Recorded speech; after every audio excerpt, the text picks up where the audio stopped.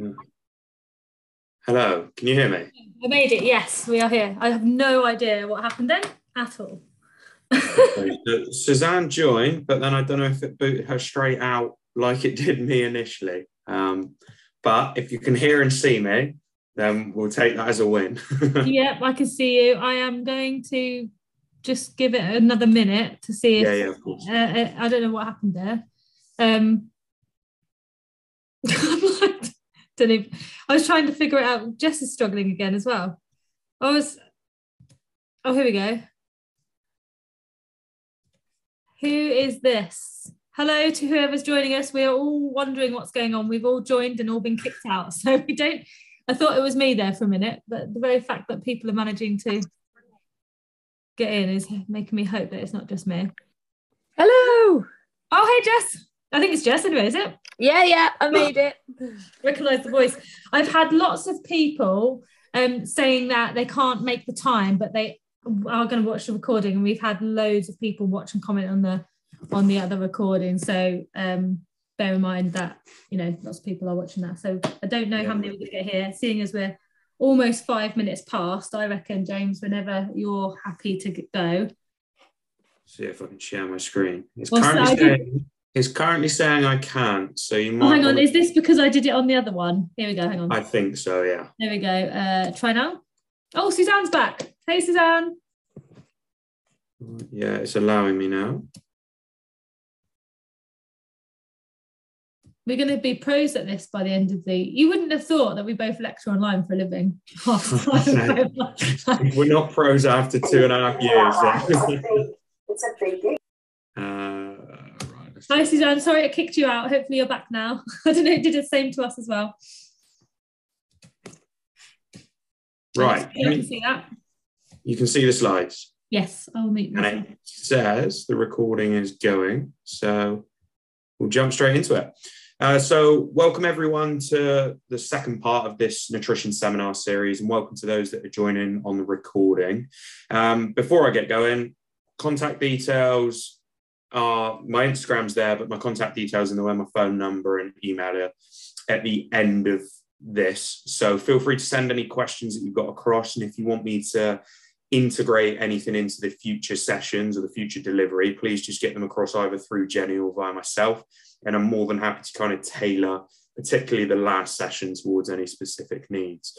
I'm aware I've run a little bit behind you, some technical difficulties. So I'll jump through the first couple of slides, but as a quick recap of what we've looked at last week. On the slides now is this nutrition pyramid, which is kind of fundamental to my approach towards sports nutrition. And it's kind of just how I approach everything. So we particularly looked last week at the foundation of this pyramid in the way of energy balance. And we looked at calories in versus calories out, or we looked at the different components of energy expenditure and the kind of lifestyle changes that you can make to help support you in whatever goal you might have in regards to performance and body composition and weight. So we spoke a little bit on weight, and obviously you had to put yourself in a surplus if you want to gain weight, and in a deficit if you want to lose weight. What we're going to do a little bit more today is jump into this second step of macronutrient intake. So we're going to look a little bit at carbs, protein, and fat, and I'm going to try and give some, not shortcuts, but some practical guidance on how you can ensure you're having the right amounts of different things. But the main importance is that we're not just looking at weight as a kind of unidirectional thing, that it goes down, it's great, or it goes up, it's great. We've got this element of body composition. And to put it in a simple term, I guess what we're going to be thinking about is the relationship of lean mass, so muscle mass, in relation to that fat mass. And I'm not going to give any arbitrary values because I can't tell you what your good range, or I'll say range because there's no like one arbitrary number that's the best thing. But the one thing I will say at this point is it is kind of that even distribution of, if you're carrying too much fat mass, that's not going to be healthy and it's not going to be good for performance. And on the flip, if you're carrying too little and you're kind of getting fixated on a really lean figure, that's also not healthy. Likewise with muscle, too much, too little is going to inhibit performance. So it is a range. So don't try and set yourself unrealistic targets. And then we'll say, we do touch on nutrient timing a little bit on here. Micronutrient intakes we'll kind of introduce, and I'll give some practical guidance on that. So there's quite a bit to cover, but then we'll kind of reinforce some of it in future sessions. So carbohydrates, we've introduced these at the tail end of last session. So if you are watching on catch up and you haven't caught that, feel free to go and find the link for that through Jenny and just get up to speed on what we spoke about. But carbohydrates, you'll see some of the sources that we get them in the diet. Mainly it's going to be your grains, your breads, your fruit and your vegetables. These are kind of our main carbohydrate sources that we'll have. And again, going back to the myths that we started pulling apart in the last session, carbohydrates are not bad. Fat is not bad. Yes, too much of them in a sedentary population might have undesirable outcomes, but if you're engaging in exercise, then you will need carbohydrates. So carbohydrates fuel that exercise, and particularly anything that's going to be strenuous, so anything that's moderate to high intensity, we're fueled quite predominantly by carbohydrates. So if you're doing any gym sessions, yard work, stuff like that, that's probably leaning a little bit towards carbohydrate. Now it is a spectrum, because on the other side of that spectrum, you've got fat. So fat is our predominant fuel source at rest. So right now, as we sat down, fats will be what's predominantly fueling us. But it's not as simple as being a switch. So it's not fat or carbs. There's a crossover. And basically, the more higher intensity stuff you need, or you're engaging with, the more carbohydrates you need. But we'll come on to that in a bit. But that's just the performance focus in regards to direct fueling. These other health benefits, brain health, cognitive function, allowing vitamins to perform their roles, and sparing protein are all going to help us with our performance. We'll talk on that sparing protein point in a little bit. But the final thing I will say, in this whole debate of one's bad, they're not. You need carbs, you need fats, you need both of them in your diets. And fundamentally, they taste good. So we want to include them. Fats, I'll go into a little bit more detail in the next session. But what I'm not going to do is break down every single type of fat and say you need this much and this much. We kind of, if you have that general rule of not restricting, but if you aim for eating as much food close to its organic source and preparing as much food as you can, you're probably going to be consuming those right types of fat anyway. It's often in some of the cooking processes, heavily processed foods, takeaways, that you'll have some fats that are not bad, but less desirable. And again, that's not saying you can never have a takeaway. You just might want to reflect on how often you're engaging in those sorts of foods. So a big focus of today's session is going to be protein. And we tend to all know protein in regards to its role in muscle mass, building muscle. And with that, it's got a role in recovery from exercise. It's got a role in adaptation. So you're going and doing your training, but you want to make sure that you're growing and repairing afterwards so that you're becoming better and better. And it's also got a role in immunity. So potentially reducing the amount of times you fall ill and how long it takes to recover from that. Lots of different food sources from these: meats, dairy, and some different plant products will all provide lots of different types of protein. We'll come on to some different practical examples, but the theory is going to underpin the chat really around protein is what's on the, I'll say on the board, on the screen at the moment. So we start, maybe if I get my laser pen, it'll be a bit easier. At the top here, you've got proteins. So we're going to view this as an ongoing cycle. These proteins, as we're here for performance, fundamentally, just imagine that's your muscle mass. Now, your muscle mass is in constant turnover. So we're always breaking it down and then we're always building it back up. So we break down these proteins that are within your muscle and they fall back down into these amino acid pool. So amino acids are your individual building blocks of protein. You might hear these in relation to some supplements quite frequently. But we're in this constant cycle of breaking muscle down and building it back up. And that turnover rate can be about 1 to 2% a day. But what can happen is some of these amino acids in this pool can be used for energy. So your body will use some of these proteins for energy, and that's not what we want. So if you remember a couple of slides ago, carbohydrates spare protein. So if during high intensity exercise, you haven't got enough carbs, it might be that your body starts to use some protein in real simple terms. Now, when you put yourself in a deficit, your body's going to look to find that extra energy. So if you've dropped off 200 calories, your body's going to try and find that 200 calories from somewhere. And it's really got two places it will do it from. Either your protein sources like your muscles or from your fat stores. And there's a couple of studies that have shown this, that if you consume some more protein, you're more likely to preserve your muscle mass. But it's why we're going to want to make sure that we've got enough proteins coming in to replace some of these that we might lose, particularly during a deficit. The other special mention I'll make here is to a term called sarcopenia. So for some of you, this might be a bit of an uphill battle, but once we come into our 30s and beyond, that rate of muscle turnover is starting to increase to some extent. So we're going to start losing muscle mass from 30s and beyond. It's not all doom and gloom. We can still gain muscle from that point, and we can particularly prevent those losses. Two things are doing that, really. One of them is going to be exercise, and particularly resistance training stimulus, so lifting weights, for example. And the other one's going to be having a higher protein intake. So hopefully that makes sense, but feel free to ask any questions if it doesn't. Basically, we've got muscles, we're turning them over. If we put ourselves in a deficit because we want to lose weight but don't consume enough protein, we're likely to lose muscle mass. And it's not muscle mass really that we're wanting to lose if you're in a deficit. It's usually fat mass. But on the flip, you're still in that turnover if you're wanting to gain muscle mass. So it's still highlighting that importance of protein. So protein intakes, we've already mentioned this one, but a quick tip that I've got to put it in practical terms is, you might have heard of 5 portions of fruit and veg a day, but we sometimes look at 5 portions of protein. So 4 to 5 portions of protein throughout a day, maybe, of around 15 to 20 grams might be ideal. Some people need a little bit more, some people need a little bit less.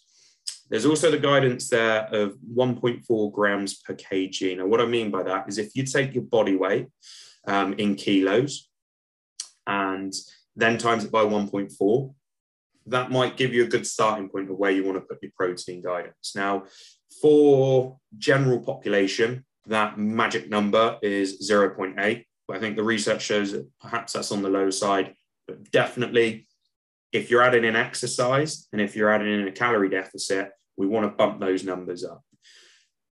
Now, this isn't a hard set rule that you have to do this. So if you're looking at it currently from a perspective of, oh no, let's just I have 1 meal a day. Just imagine that's you have 1 meal a day. Suddenly, you want to jump to 5 meals a day or 5 feeds, we'll say feeds, 5 feeds of protein.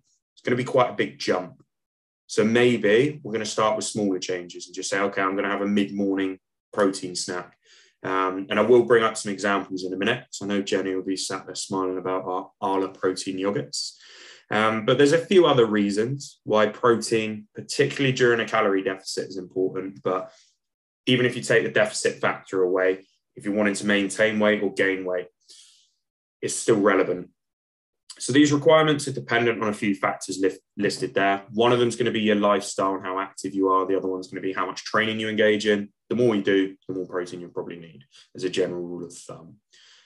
Protein is satiating. So as they're in the bracket, satiating is just the feeling of feeling full, just satiety. So out of all the macronutrients, some evidence suggests that protein will make you feel the most full per gram. Also has a high thermic effect of food. Now, you might remember back to the chart on energy expenditure. Some of the energy that we burn is used to harness the energy from food. So protein, we need to use a little bit more energy to get the energy out of it, is all that really means. But again, in a deficit, those marginal differences might help. And it's also that preservation of muscle mass. So kindly pinched from Instagram on the next slide. And the tag is there of the fitness chef. I think it's some quite good infographics. So if you don't already, it might be worth a follow. But this is just looking at protein density.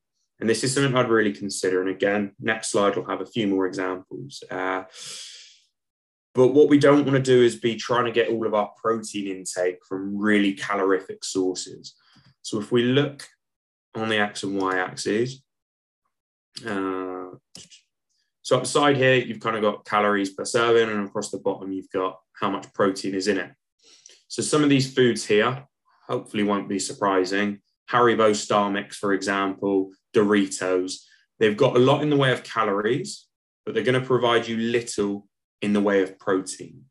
But perhaps we want to be looking at some of these sources that are giving you a large amount of protein without the associated calories. So basically it will have lower carbs and lower fat with it.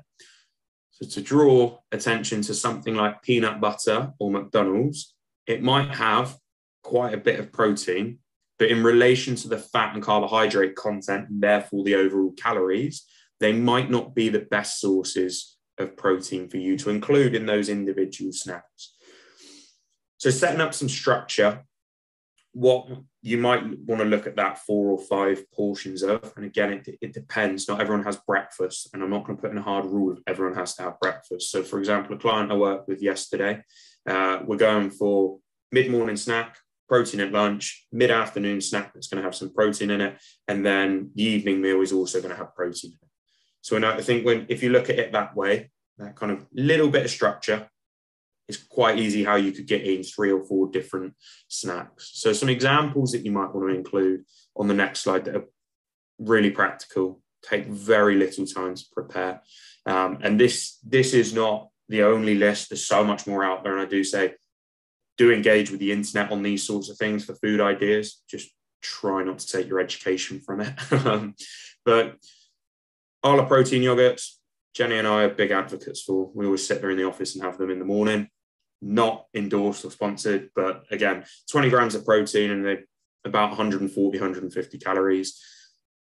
Again, 2 boiled eggs would give you just over 10 grams of protein for about 140, 150 calories.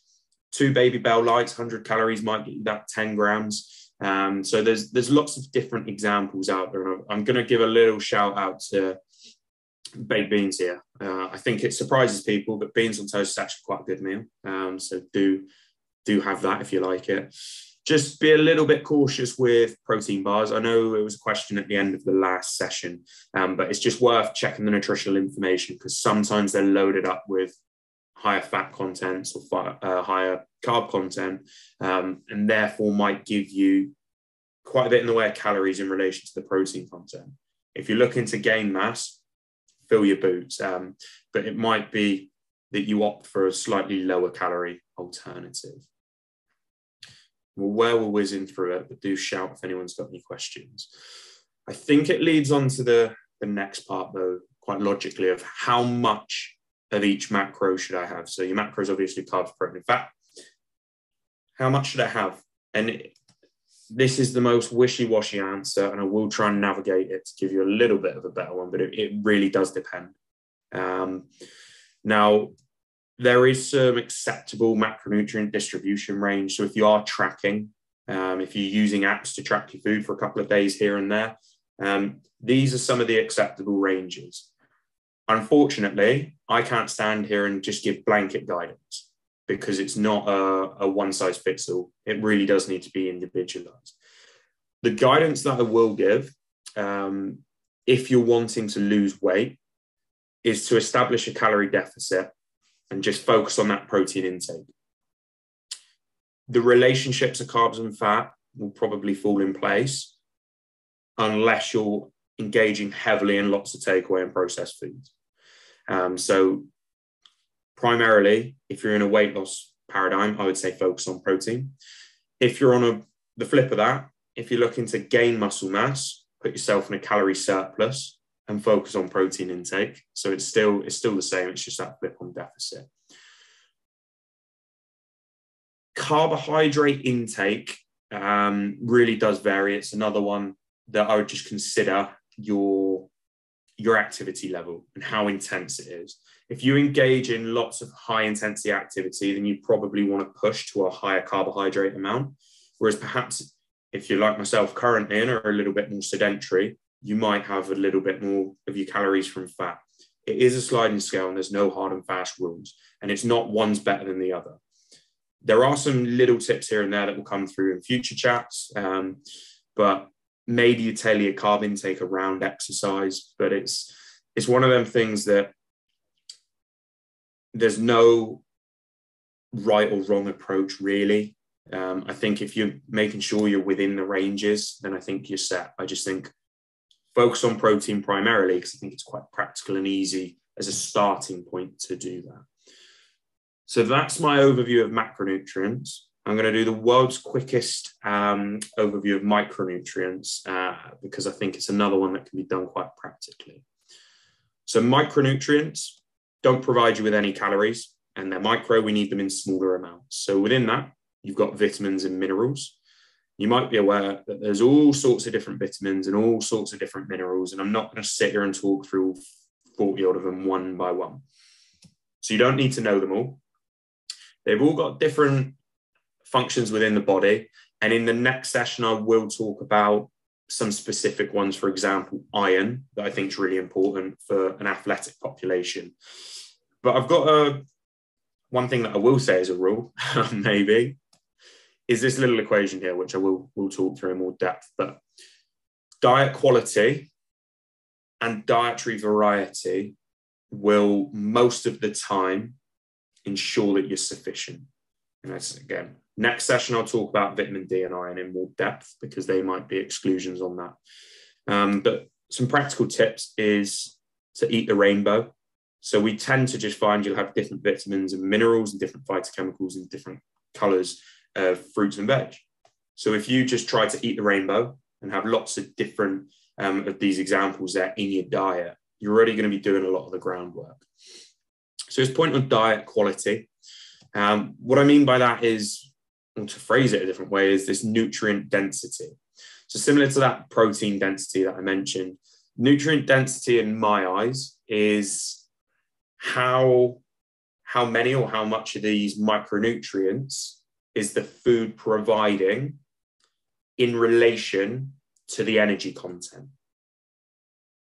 And I think that's the differentiation of not what I would call healthy and unhealthy or what I would call good and bad, but I think that sliding spectrum of why some foods get grouped as healthy and some foods get grouped as unhealthy. So if you take fruit and veg just raw by themselves, they're not going to give you massive amounts of calories in relation to the fact that they'll give you quite a lot in the way of micronutrients. Whereas if you take something like a McDonald's, it's probably going to give you a large amount of calories, but the amount of micronutrients that it's going to give you might be lower. So that dietary quality piece is linked to nutrient density. Variety is literally eating lots of different types of foods. And I think the more variety you can include, the better. And even if you think, I don't like using the term fussy eater, but if that is how you view yourself, just try once or twice a week a new food in the basket or a new meal in the week. Have a backup if you don't like it, but just try and broaden those horizons. And I think people who follow this typical sports nutrition diet has been perpetuated of the same foods every day. So chicken, rice and broccoli as a meal every day. If you were deficient in a micronutrient on that one day and you just repeated the same food intake over a course of a month or two, you're then going to become quite deficient in those micronutrients. So if you have that variety, if you have lots of changes, try lots of different meals, have lots of different food, even on just a Monday to Sunday, you just have a bit of variation, you're probably going to cover most of those. I will acknowledge iron and vitamin D, I will talk about in a future session, because I think they're two that might be an exception to that rule. Again, jumping into a massive topic, but trying to put it in practical guidance, is hydration.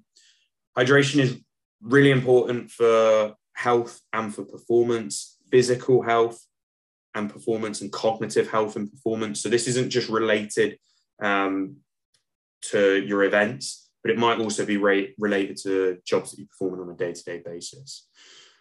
Hydration is what I'd call a low-hanging fruit. I think it's something that a lot of people could address quite easily, but on the flip, a lot of us are quite poor at it. So practical guidance, use urine colour as an indicator. Yes, it's a little bit flawed, but are you passing urine, I don't know, every 1 to 2 hours? Again, that might change if you're like me and have got a child's bladder, or if you don't urinate as much. But particularly urine colour can be quite a helpful guide. Another way you could look at during exercise, weigh yourself before you exercise, weigh yourself after you exercise. If you've lost weight, then you've not consumed enough fluid, or you've dehydrated. So if you were 500 grams lighter, you probably need to drink about 500 mil to a litre just to recover those losses. But particularly as you dehydrate during performance as well, this will impact your performance. Little shout out there, flavour your water. It doesn't have to be water. You can have squash, stuff like that. It's not bad for you. Again, despite what you might have read. I would just say be aware of your consumption of calorific beverages. There's nothing wrong with having smoothies and sugary drinks and sports drinks if they're part of your wider plan. But sometimes having liquid calories doesn't fill you up as much as kind of food bulk. And I think sugary drinks and particularly fruit smoothies are often advertised in the shop as being really healthy, but some of them have got a lot of calories in them. So you might just want to be aware of that. But do include those. Just be aware of the calorie content and how that fits in your wider scale. And piece of practical advice, there's these water bottles. Again, if you just type in timed water bottle or something on Amazon, stuff like this will come up, or make it yourself. So I've got student athletes that I work with that perhaps are maybe a little bit more constrained by budget. They will just get your standard Evian water bottle and just put a Sharpie on it and just make notes. It's a visual reminder to drink. You can carry it around for most of the day. They're a bit robust. So if you are on the yard, you can just leave it on the side. But one of the biggest things I'll say, as I've got my water here, is make sure you've got that availability and that it's ready and it's there in front of you.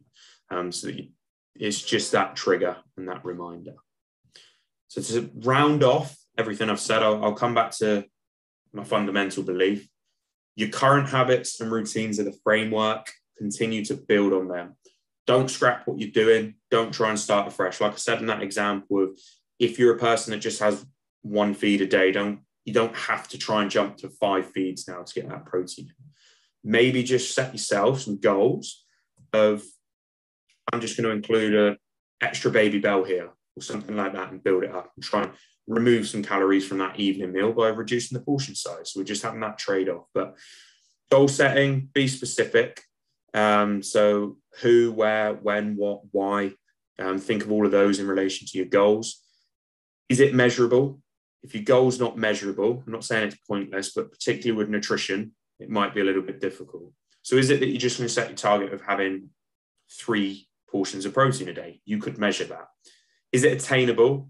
And I know particularly people who are driven and engaging in athletic want to set really amazing goals, and that's great. But I do just think, have your long-term goals, but with nutrition, have some of those short-term building blocks to help you get there. So is it attainable? For example, is it attainable for you to say that you're going to try and lose a kg every week? Possibly not.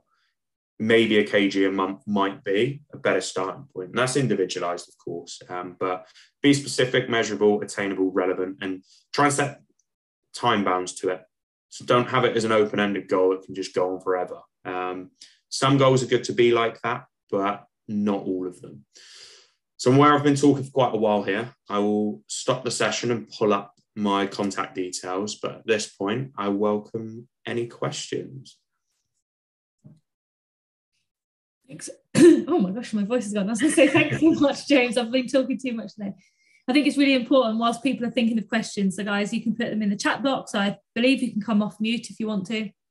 And I think, you know, it's really important to go back to this stuff, especially protein, because it's sometimes we sort of encourage intake, but without the appropriate examples like you've just given there, maybe just a portion less in the evening, add a baby bell in here.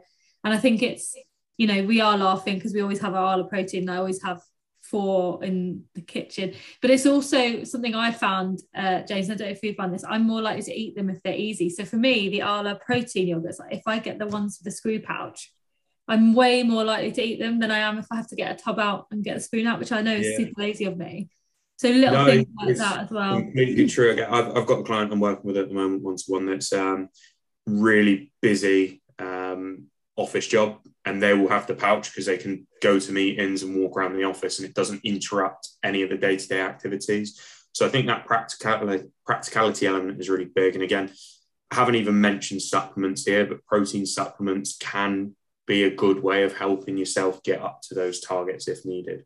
If you can do it through food. I'm thinking like breakfast in the morning, whether it's good. I usually put a half scoop or a full scoop of protein in my porridge. It's become a bit of a habit, but I really like it, and it means that because I train in the morning, I've got something nice, and then, you know, it keeps me going, and then I can lay off a little bit at the end of the day when, you know, that's just the way I do it. But again, one of my biggest pieces of feedback that I always get is particularly people who are wanting to lose or maintain weight.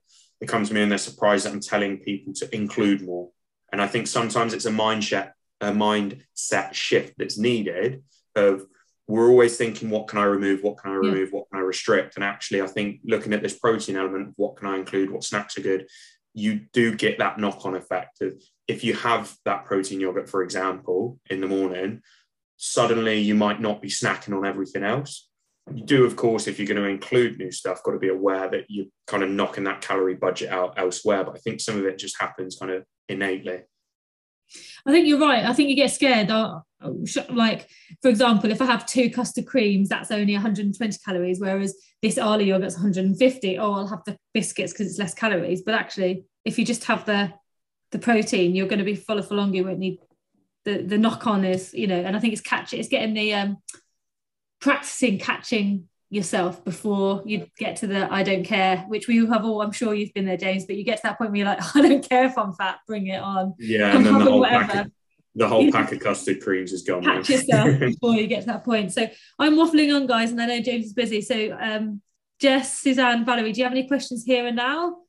Just a quick one. So when you're looking at how much protein something's got, what sort of rough guide would you look for grams of fat to think it was good? So I've just come into my head because I was looking at like chicken breast, like breaded chicken breast stuff as like a lunch I did, and they're like 25 grams of protein but 10 grams of fat.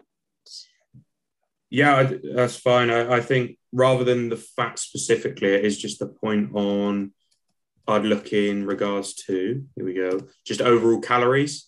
And again, it's not that if it's too or it's got more calories, it's really bad. It's just, again, making sure that you knock that out elsewhere. And I think lean cuts of meat and stuff like that are great. So yeah, I'm big advocate of practical stuff like that. So sort of 300 calories to 25 grams of protein. Does that sound quite high calorie? No, I'd say that's about right. I think the examples I've got here are kind of the better side of it, so not reflective of everything, but I'd say that's probably about right, yeah. Okay, cool. Thank you. And I think, can't see who it is, Suzanne's put no questions, really helpful. And like you said, and James is building on these each time, so I think it's, I can't remember the date, but I'll post it, but in a few weeks' time we'll go over next and we'll build on it until we get to the very specific stuff at the end.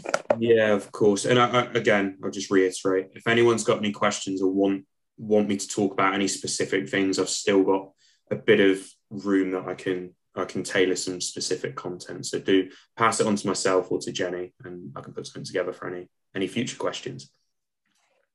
Perfect. Thank you very much. Awesome. Thanks so much, James. And thanks to you guys. See you soon. Thanks so much. Thanks. Bye. Bye.